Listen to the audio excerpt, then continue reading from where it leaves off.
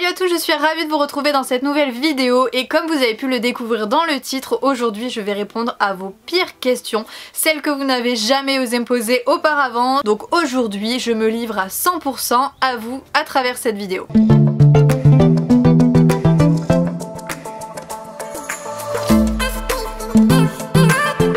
Comme d'habitude, je vous ai tout simplement demandé de me poser des questions via ma page Instagram. Donc si vous ne l'avez pas, elle est disponible dans la barre de description sous la vidéo. Sinon, je vous la remets juste ici. Je suis assez active sur ce réseau social et ça me permet justement de vous faire participer à toutes mes vidéos YouTube à travers notamment ces questions que vous pouvez me poser régulièrement. Et je viens donc là tout juste de vous poser la question et vous êtes déjà plusieurs à me répondre.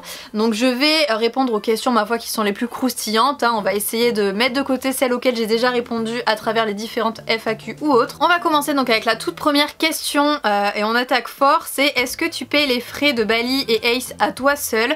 Est-ce que ton salaire à Decathlon est suffisant? Oui, du coup ça fait plusieurs années que je paye à 100% tous les frais qui tournent autour de mes chevaux. Avant effectivement c'était ma maman qui payait la pension de Bali et tous les frais annexes qu'il pouvait y avoir autour de son entretien, que ce soit les frais de maréchalerie, le vétérinaire ou autre. Il y a tellement de choses à payer, vous le savez très bien si vous êtes propriétaire de votre cheval. Avant donc c'était ma maman qui prenait tout ça en charge puisque moi j'étais encore étudiant et je pouvais clairement pas le prendre en charge de façon durable, c'était pas possible financièrement, j'aurais pu quelques mois mais jamais sur toute une année, c'était pas possible, j'aurais ruiné toutes mes économies. Par contre forcément au moment où je me suis mise à travailler, ça m'a paru essentiel que je prenne le relais avec un CDI, j'ai suffisamment d'argent effectivement pour les entretenir. Alors je dis pas que si les deux étaient en pension en centre équestre ça passerait financièrement, là pour le coup ça serait vraiment différent, mais tant qu'ils sont tous les deux au pré, ma foi ça passe très largement dans un salaire Decathlon. Deuxième question, c'est est-ce que je reçois des produits gratuits de chez Fuganza?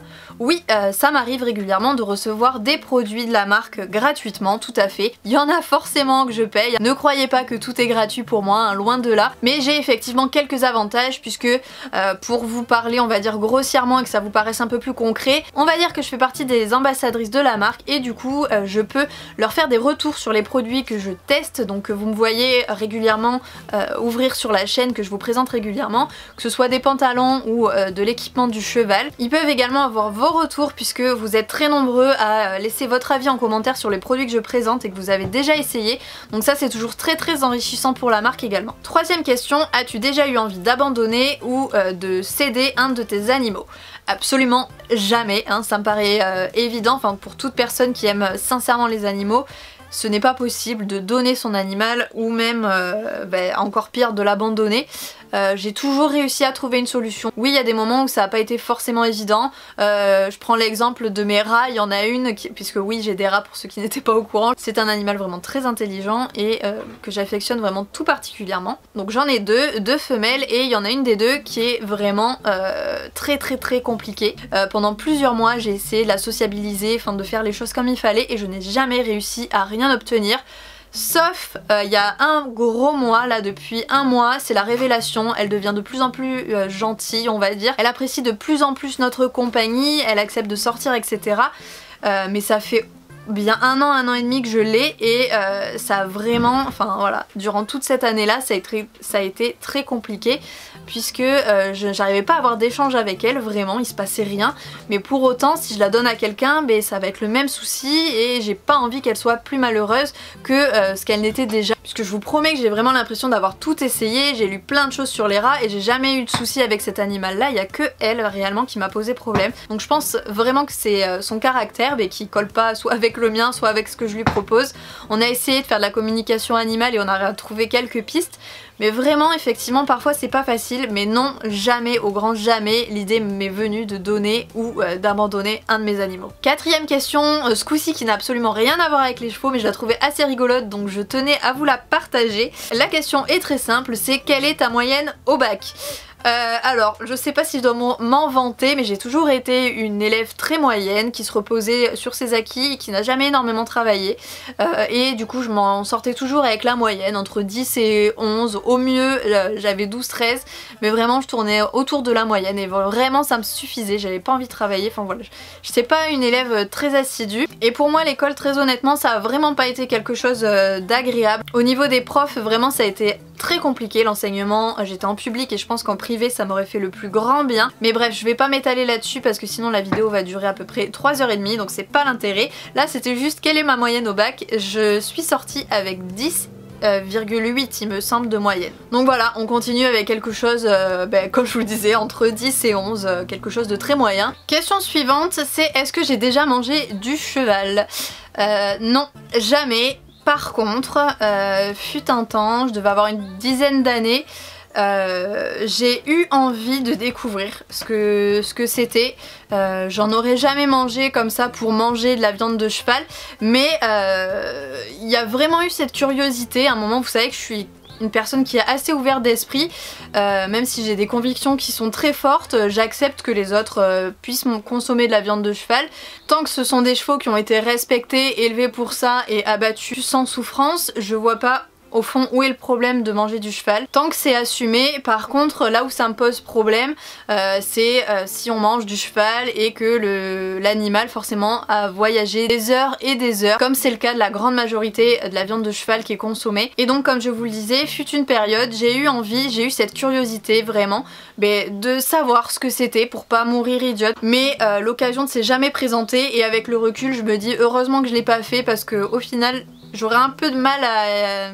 voilà, j'aurais pas été totalement bien avec moi-même avec cette idée là je pense. Question qui est pas mal revenue maintenant, c'est est-ce que je suis toujours avec mon copain, donc celui que vous avez vu dans les vidéos défis où il montait Bali, où il me faisait goûter des bonbons pour chevaux.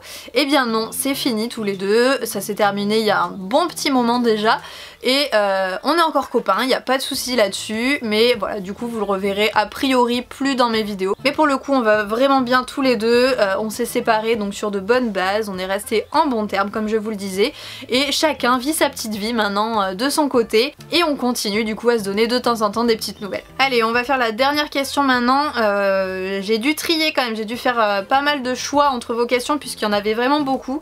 Je vois que c'est une vidéo apparemment qui a l'air de vous plaire, n'hésitez pas à me donner forcément votre avis en commentaire et à me dire donc si vous souhaitez une deuxième partie de cette vidéo là, puisque comme je vous le dis il y a vraiment du contenu et en plus je l'ai fait en plein après-midi et je vous ai pas laissé énormément de temps pour le faire, donc c'est plutôt cool que vous ayez été aussi nombreux à participer. Donc comme je vous le disais, on va faire la dernière question. Est-ce que ce n'est pas chiant de n'avoir quasiment que des enfants en abonnés? Ça ne te limite pas? Non, c'est pas embêtant du tout. Parce que en fait je me mets vraiment à leur place. Moi quand j'étais jeune j'étais comme elles, comme eux en général, j'ai rêvé devant des personnes que j'idéalisais, que je me disais mais comment ils font, c'est pas possible de faire ça avec son cheval, j'aimerais trop faire la même chose. Moi j'étais avec mes petites juments, mes petites ponnettes de club et je me disais mais c'est trop bien ce qu'ils font, j'aimerais trop faire la même chose un jour, j'aimerais trop avoir un cheval un jour.